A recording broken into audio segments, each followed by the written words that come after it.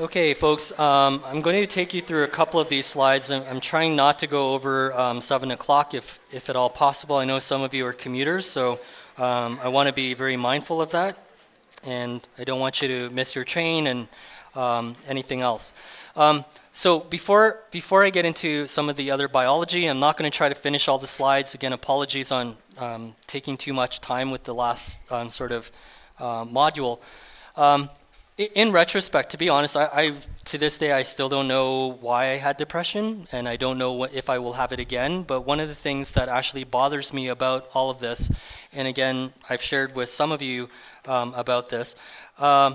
It turns out that actually having late life, so I was in relatively late life, having depression is actually not a good thing if you have a background for dementia.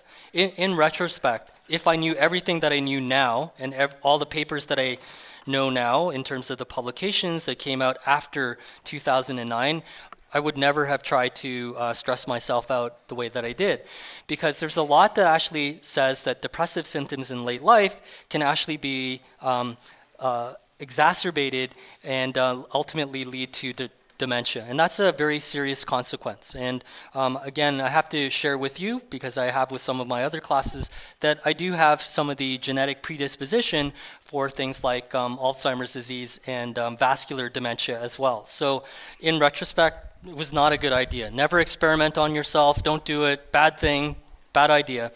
Be healthy. That's like the most important thing. So I want you to also take this into account. So we talk about inflammation in animal models, and we talked about interleukin-6, TNF-alpha, for example. Hopefully you'll remember that in the microglia, in the gut microbiome. But what do you look at for a marker for inflammation if you were to draw my blood? Do you look for TNF-alpha in my blood? What do you look for a sign for inflammation?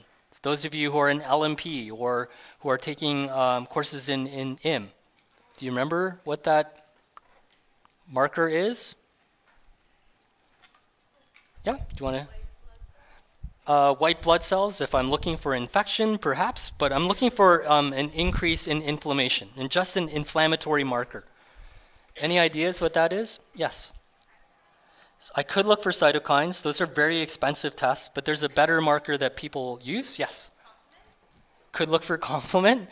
I can tell the immunologists in the audience. Okay. Any other? Yes. Neutrophils. Okay. Anything else? Yes. CRP. Okay. So this is that C-reactive peptide. So nowadays, I'm very concerned about my inflammatory status. So I wanted you to be aware of the fact that in humans, we measure inflammation levels by measuring CRP, or C-reactive peptide. And it's one of those things that if it gets elevated, it means that you're experiencing some sort of inflammatory process somewhere in your body. It could be up in your brain. And again, inflammation is a big deal now in terms of what we're interested in health and disease. So this is something, unfortunately I didn't write it down for you, that I would like you to know. In humans, we use a marker for inflammation known as CRP, or C-reactive peptide. So again, your group is the one that's actually the most likely to be affected by this. This is your mental health age group that's going to be affected. There's a dramatic increase in mental health issues on campus over the last 5 years, and actually we don't know a lot about this disorder. We don't know what causes depression in some individuals versus others. There's so many questions that remain unanswered in this.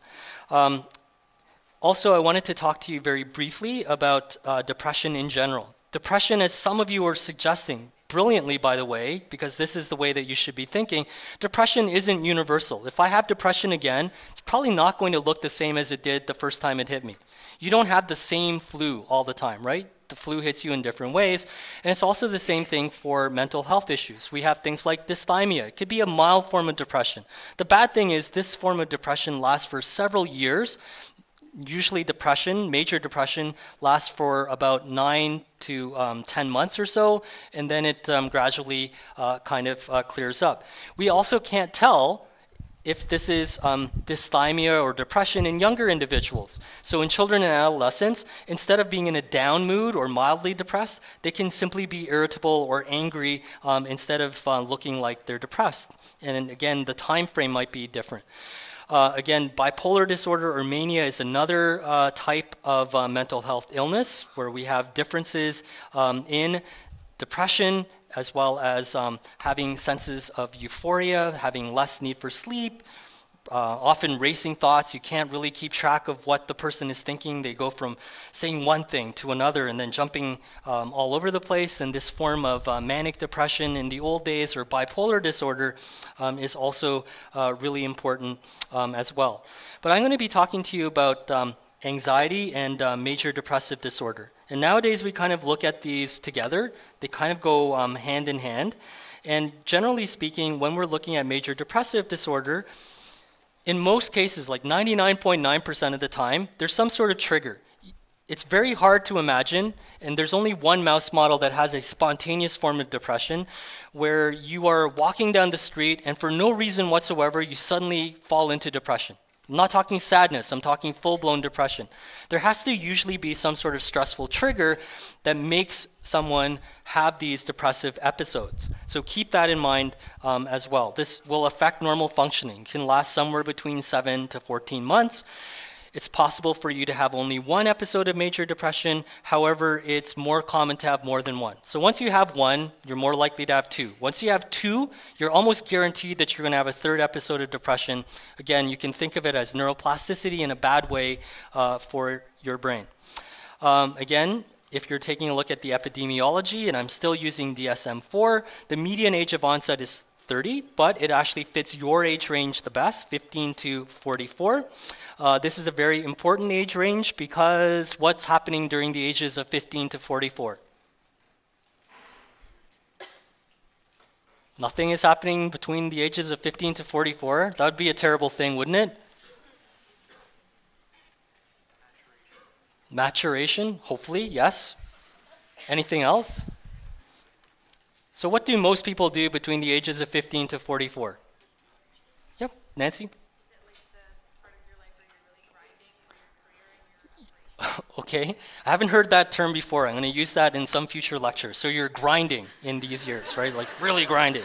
So yeah, this is where you're the most productive. You're starting a family, you're getting a job, you're buying a house. This is where you're supposed to be having like the most grinding productive years ever. But this is where you're most susceptible to having depression. Terrible timing for you to have depression when you need to be working, having your mind and full faculties to the best of your ability.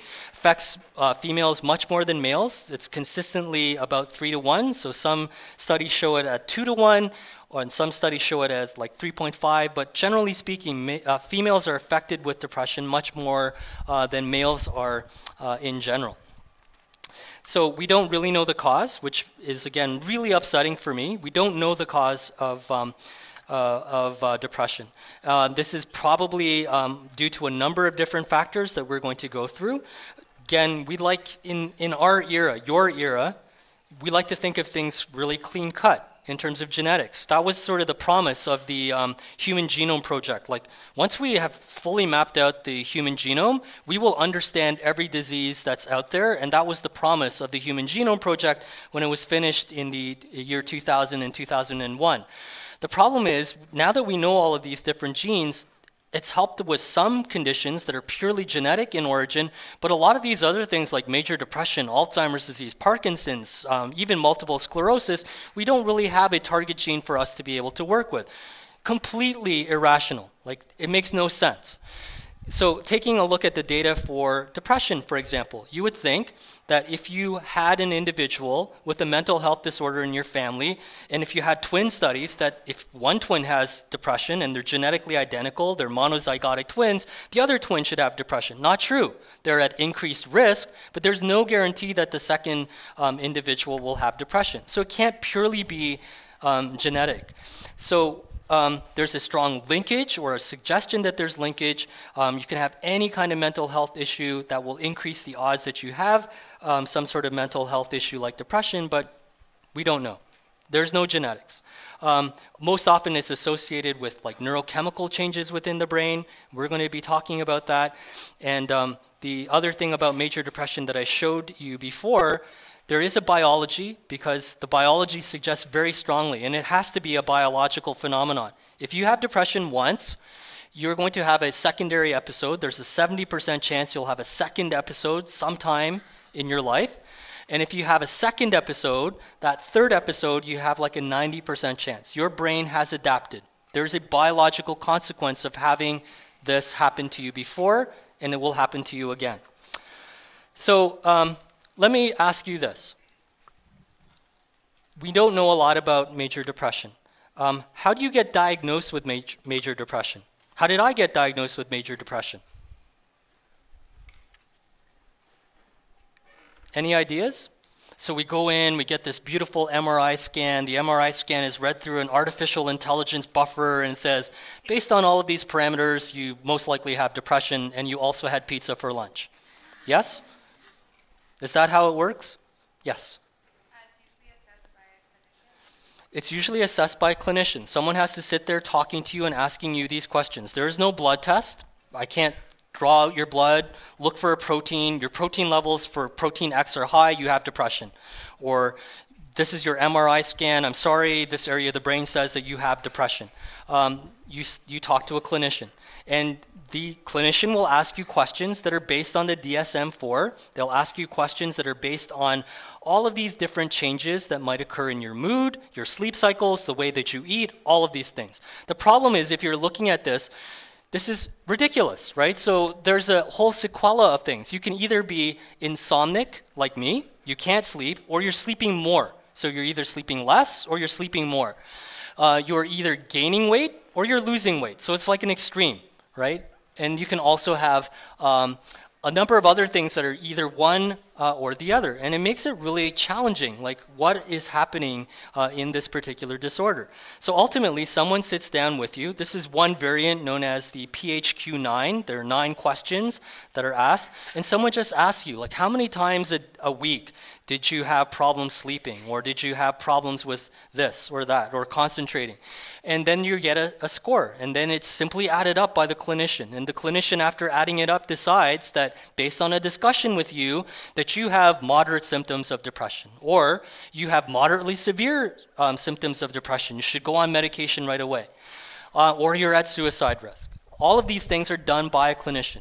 As neurobiologists, we want to have a biological explanation. We need a biological measure. We have none of those right now. And again, putting it out to you that as future biologists, researchers, or clinicians, that it's up to you to be unsatisfied with this. This is the best that we can do. This is still the best that we can do right now. And again, if you're thinking about all those things that you read about where you just can't access a clinician, it's because of these types of issues, right? It takes a lot of time for someone to sit there and go through all of this with different individuals. So I think this is actually a pretty good time to wrap things up. I know we had a really heavy lecture. I'll come back and talk to you about mental health and depression and anxiety, the biological aspects in the next lecture. The next lecture will be, again, sort of split in half. We'll have 1 hour of biology that will be covered on the term test. And then immediately afterwards, I will take like 50 minutes and then do an in-class review for you to get you ready for the upcoming term test. On the weekend, there's going to be a number of updates for you online. So you'll be able to see what criteria you need to have for your visual abstract. You will start to see the questions that you're going to have to answer before you get the numbers assigned. And you will also get your mock term test, so you can practice some of those multiple choice and short answer questions as well. You're going to have a fairly busy weekend, but please make sure that you take care of yourselves this weekend. Have a great week, and please come and see me if you need any help.